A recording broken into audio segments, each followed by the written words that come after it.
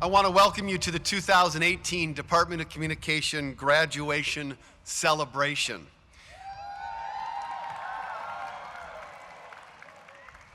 My name is David Domke. I'm a professor here at the University of Washington, and I have the privilege to be the Department of Communication Chair. I and all of our faculty and staff colleagues who are here today, and all of those that are not able to be here, are thrilled to be here at this graduation celebration.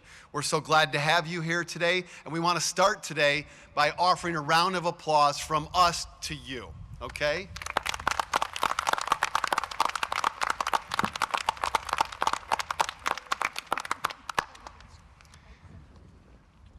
I'd like to start with, you can go ahead. Okay. Thanks.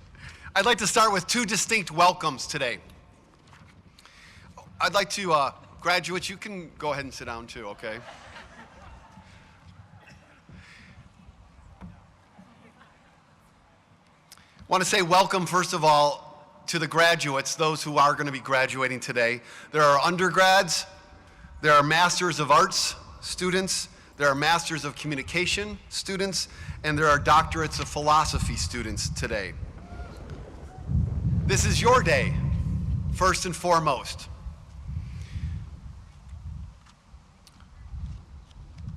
We'd like to ask you at this moment to put the tassel on the right side before the formal commencement occurs. We'll move it to the left after graduation. So it's on the right side now, and we'll move it to the left. I'd like to ask you also to stand back up now, graduates. Yep. And let's everybody give them a round of applause and appreciation.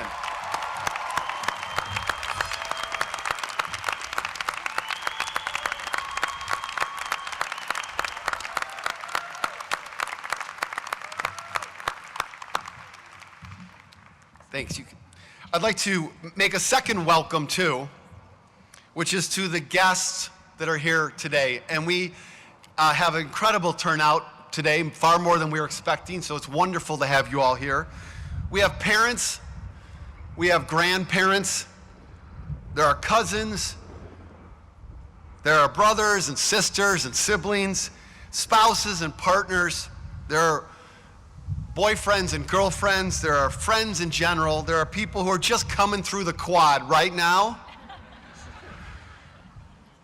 Today is your day as well. It's a great achievement for you to be here with this other individual that will have the graduation day. It's your child, it's your sibling, your friend, a partner, somebody that you've walked for a long time with, or more recently. And we know that you, the many, many of you who are part of these students' lives, you have been with them through a lot, through days and months and years. You've been sharing their joys as well as their worries. You've paid bills and not paid others.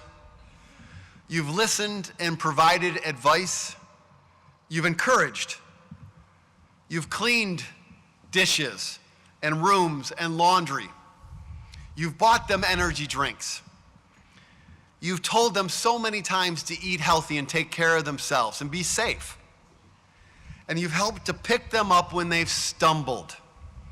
And everyone stumbles. Everyone on this stage has. Every one of you graduating students, you have, everybody in attendance has today. So when we graduate a body of students, we know that we are graduating not only those students, but also those folks who have walked with them through their time. So graduates, I'd like to ask you to stand up again, please, and give a round of appreciation for all of those folks that have walked with you to today.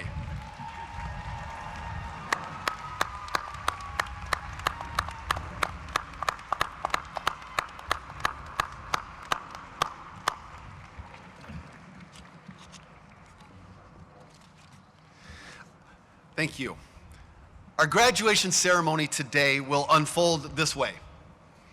I will provide a few brief remarks about the department and about graduation in general, and I'll be followed by our commencement speaker, Mr. Tony Angel. After Mr. Angel speaks, we will present our graduates with their degrees. We'll start with our newly finished or newly minted PhD students, our master's students, and then our undergraduates. All of the students, if they want to, will come across the stage here. They'll have their names announced. They'll get a chance to smile and wave and dance or whatever they wish. And as they do, we welcome all of you, if you want to come up front and take photographs from up front. Please feel free when that moment comes to do that.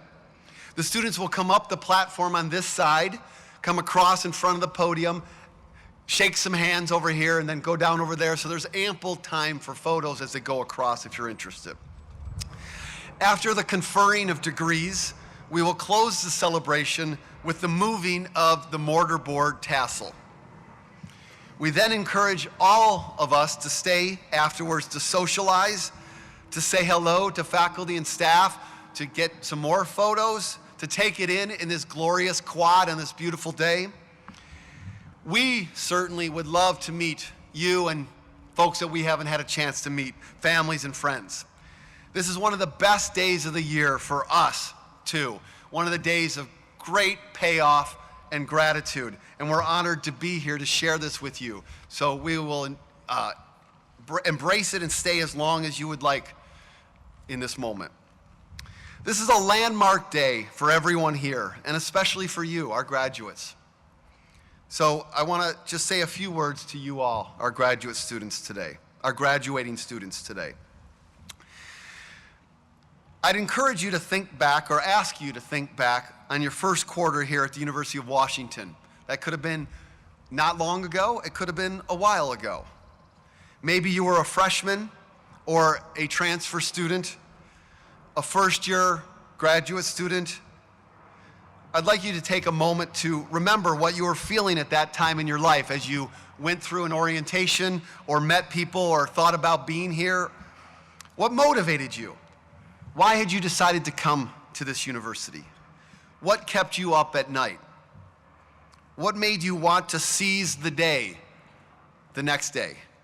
What hopes did you place on your time here at UW? Now you're here today. You're on the other side of that cycle. You've taken those motivations and those expectations and you've grown. Inside and outside the classroom, you have embraced challenges and opportunities. You have met people who will be a part of your life, perhaps for the rest of your life. People, classmates, people such as classmates and faculty and staff who have challenged you and they've championed you. Your growth does not end today. If we, all of us on this stage, all of your friends and family here today, if we have served you well, we have helped you to change and grow in ways that will only continue. From this point forward, whatever degree program you're coming out of, you're on your own in terms of those motivations, in terms of that energy, that self-encouragement. We hope that you'll take messages and lessons that you've learned here. We will be here if you want to come back and talk. In your time here at UW, you've researched topics that you're passionate about. You've developed new skills, new ideas. You've pushed yourself to produce work that exceeded not only our expectations, but more importantly, your own expectations. May you continue to bring curiosity and creativity to all that you do. You've also grown in your relationships. It is not only our work, the material we produce, that defines us as people, but the communities that we create. Both online and offline, graduates, you have built networks of shared interests, passion projects, and supportive spaces. In a communication landscape that is increasingly difficult and crowded by technology, you have not lost sight of the importance of trusted relationships. You've done all of this in significant part because, I think, of two attributes that I'll call strength and courage. Strength and courage reveal themselves not just in moments when we face physical threats, but in everyday moments of our shared struggle for a more just and equitable society, such as when we choose compassion over indifference when bad things happen to someone that's not ourselves, or when we decide that we won't laugh when someone tells a sexist joke, or when we are willing to acknowledge that we were wrong on something important, or when on a different day we engage in a public protest in this very same quad in support of our ideals of justice, equality, freedom, and opportunity. These communication moments also require strength and courage as much as the physical threat moments do, and they change the world in real and better ways. One very real act of strength and courage, one that doesn't tend to be the lead story in any major news outlet, is to make the commitment to go to and then to complete a college degree. Today in the United States, among people 25 years or older, just over 30% have completed a bachelor's degree. That's 1 in every 3 adults. The percentage of Americans who have completed a graduate degree is even less, 12%.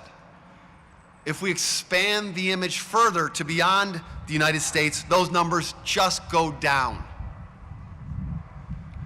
There are all kinds of reasons, economic and political and cultural and legal and otherwise, that people don't attend or complete college. We are fortunate to be here, literally right here, right now. We are fortunate. I want you to know, graduating students, that what may feel to you today after climbing this mountain as no big deal is actually a big deal.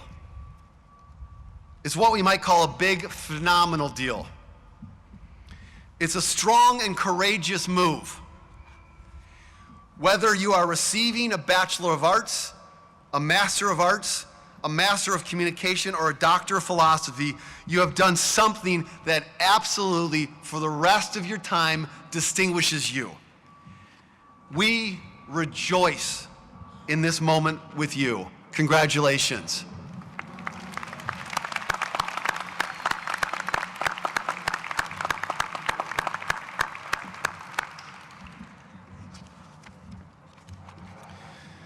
Each year, we have a distinguished member of the Department of Communication community whom we ask to speak at our graduating ceremony.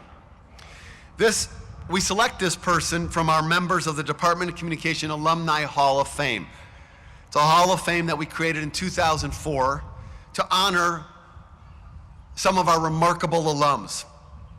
Our Hall of Fame has community leaders in so many domains, in business, in journalism, in the arts, in politics, in the environment, in social justice areas, in nonprofits, and so much more. Each year from this group, our Alumni Hall of Fame, we select a distinguished alumna, and we ask that person to speak at our graduation celebration. When we select a distinguished speaker, we choose people who have accomplished great things and have also exhibited a long commitment to doing good things, very good things. To be highly successful in one's professional area is important, and so too is to have made a difference in a positive way in the world. Our 2018 distinguished alum, Tony Angel, is such a person. Not long ago, Tony was a student like all of our graduates today, here at UW. He worked hard, he found and pursued interests, he got to know some faculty and took many classes. He bonded with some fellow students and probably got frustrated with a variety of circumstances at times. When he speaks in a moment, I challenge all of our students to listen to him and say, you know, I'd like to be somebody like him. Tony's been a pillar of the arts and culture and educational arenas in the Seattle area and around the Northwest and around the country and around the world. He grew up in Los Angeles and came to the University of Washington in 1959. He earned a bachelor's degree in 1962 in the Department of Speech Communication, one of our former units. In your commencement program, there's a short overview of Tony's professional work, and it's impressive. He's accomplished a great deal, including 30 years as state supervisor in the Office of Environmental Education for the state of Washington. I'd like to share two things about Tony that are not in that program, and then have him say some words. First, Tony has spent a good chunk of his life helping people to see the majesty and the value of wildlife, our environment, and our world around us. It seems almost appropriate to have you speak in the quad, Tony, in the beauty of this place. He's an artist, and in that artwork, he's a communicator and an educator. He's combined his artwork with significant investment in our educational system, bringing his passion, his wisdom, and his empathy to so many young people. I've seen this firsthand. 2 years ago, my son, who was 8 at the time, was doing a special unit on the natural world at his public elementary school. He started talking to me about crows and ended up doing a poster on crows and how smart these birds are. Now, I'm not a fan of crows, but I started listening to my son. Then one day he came home raving about everything that he had learned that day from a guest speaker in his class. He gave me a mini lecture, as my son is wont to do, on why I should appreciate crows even more. And at the end of it, he said, "You know, Dad, you should talk to our class visitor, Mr. Tony." I said, "Mr. Tony?" Sure enough, it was Tony Angel. And since that month, I've watched videos on crows, read books, shared my son's growing interest in birds and animals, and watched the ways in which this has rippled throughout his life. That impact is one that has occurred for hundreds, indeed thousands of young people who've met and heard Tony and experienced his artwork. Second, Tony's a sculptor who's done work in a variety of materials, including bronze, granite, marble, sandstone, serpentine, slate. This is work done with your hands. And as a result, Tony has forearms and hands that are like rocks. When he shakes a hand, it's like you've shook the hand of a superhero. But I've met Tony in a variety of settings over the last 2 decades or so, and I've seen the way in which he uses that handshake to do something more, to connect with each person. He communicates with them non-verbally and verbally, briefly in that moment.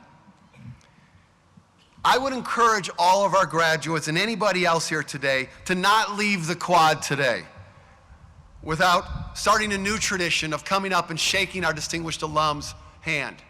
You will not forget that handshake of Tony Angel. Consider it a moment, perhaps, of passing from one generation to the next. That's how we move the world forward at a university. One graduate to the next graduate. One good person to the next good person at a time. We're all in this together. Please join me in welcoming our distinguished communication speaker for 2018, Mr. Tony Angel.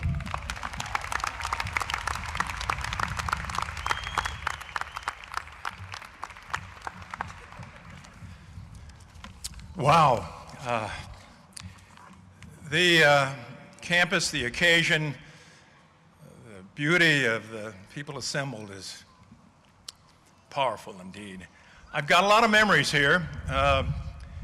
They go back, way back when John Kennedy was first elected president. He was the first president I voted for. And when I walk around the campus on any occasion, I can conjure up moments and memories from meetings, seminars, classes, to individuals. I thought I'd start with a personal reminiscence I have of one occasion on the steps of Parrington Hall which used to be the center for the Department of Speech and English. And I was up there waiting to greet a young woman that I was very fond of, who was taking a poetry class up there. And sitting on the steps, this was just prior to graduation, a shadow looms over me. And I look up, and here's this pretty towering figure, leans over and says to me, "Hang on, who the hell are you?" Ted Rudke, a poet of some renown, and he'll continue to be in my memory, had seen me standing in front of the class waiting for my girlfriend and forthrightly asked me who I was. He wanted to know. But moreover, that question remained in my memory because I really couldn't tell him. I'd had a lot of preparation. I'd had terrific instructors, but I had yet to get my feet out into the world to test the water. And today, if my hands are strong enough to keep the notes down in the wind, I'd like to share a few ideas with you that have come to me over the years that I've applied those skills. I stepped out into the 1960s, which in historical perspective was very turbulent, very revealing, very powerful. From people who were killed to movements, powerful movements that really got into gear, like the Civil Rights Movement, so important. Still work ahead, but so important. To environmental awareness and Vietnam. Moreover, I was starting my career in education, where I could step into the classroom and relate to students like today and begin to share the kinds of skills that I had and hope that they would be inspired to learn the communication capacity that's going to help them and was already helping me. Those particular skills were formed from the basic tools that you have, from the experience that you've had here at the university. Do not ever forget them, because the older you get and the more you step into the world, the greater you understand how important they are, regardless of what professional commitment you might make. Especially today. I learned how to do research, how to go to primary sources. I learned how to evaluate and seek clarity. I was asked to analyze. I was called to take another look, to look at a greater focus. I was challenged to listen and hear what other people had to say and not assume that I had the answer, but to seek them broadly. And just as importantly, I learned how to collaborate. The professors here, exercise after exercise, taught me how to begin to understand that skill. Along with that, I learned how to take defeat, get a lesson out of it, and see how I could apply it. I learned how to build confidence by trying things over and over again. Open to ideas. Persist. Persist, persist. Try again and again. And that certainly applied to the career I had in the arts, career I had in education, wherever it was, stay with it. But today we see a condition worldwide, for that matter, but certainly in this country, where these skills, perhaps even more important than in my day, are required to be applied. And here's this incredible body of students who are so skilled and prepared, as Dr. Domke reviewed for us, to do this. In the process of using them, these skills, you're really not only stepping up to challenges, but you're opening up further and further opportunities for yourself. You're sorting through what somebody used this term the other day, the meringue that's out there around ideas, and you're getting into the heart of it to accurately determine if it's correct, incorrect, or an outright lie. That's what we need to do. That's what we need to step up to, and we're all part of this process. I would also like to say, in a home stretch of remarks here, that part of the opportunity that you have is to not only professionally, but locally and a community level among friends, collaborators, and people to commit to a cause. And by golly, there are causes out there for us. Whether they're an environmental cause, which certainly has given me all kinds of opportunities to apply my knowledge and my energy and the friendship I have with nature, but in the area of civil rights, in the areas of equity, in the areas of all of the things that have come forward in our presence, there are chances and opportunities to locally make a commitment and come out of it with something tangible, something you can see and feel. I can do it as a sculptor. It gives me a sense of correctness in the sense of a statement, but you can do the same thing in a commitment to a cause. That first president that I voted for said, think of what you can give back to the country. Certainly we have expectations what the country can give to us and for us and what opportunities are out there for us, but we also can consider what we can give back and commit to.